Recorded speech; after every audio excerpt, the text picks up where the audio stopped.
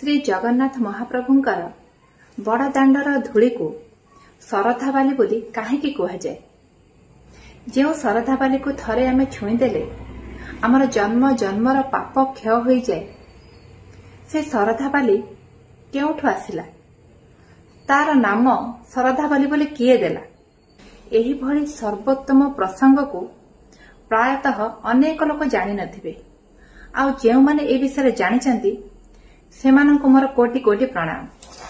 किंबदंती कहे त्रयोदश शताब्दी रे पुरी राजा भानुदेवंक राजत्व काल रे श्रीमंदिर और श्रीगुंडीचा मझी देई मालिनी नामक नदी प्रवाहित हेउथिला। रथयात्रा समय रे प्रभु तीनोटी डंगारे ए कूलरू से कूल को पारी हुअंती। सेतेबेले 6टी रथ तैयारी होउथिला। श्रीमंदिर पाखरे 3टी रथ रहउथिला। से रथरे प्रभु विजय करी डंगारे बसिबे।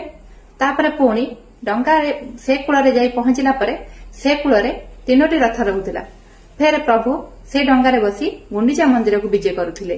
सेतेबेले 9 दिनर रथयात्रा 1 मास लागि जाउथिला। लोकमानंकु बहु कष्ट करबाकू पड़ुथिला। ता सहित अश्व हस्ती एमानंकु भी टाणीबारे बहु कष्ट हेउथिला।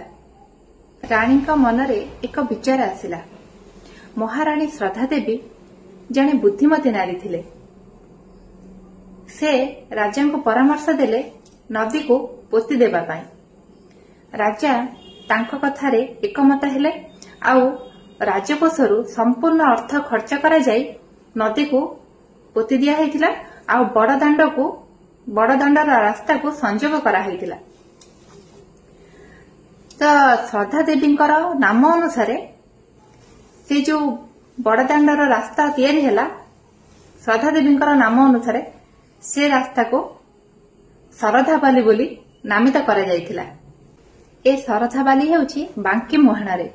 ए शरधाबाली को जे थरे छुईची तार जन्म जन्मर पाप क्षय होईची। भिडियोटी जदि भल लागि थाए कमेंट रे जय जगन्नाथ निश्चय लिखिबे। रहुची नमस्कार।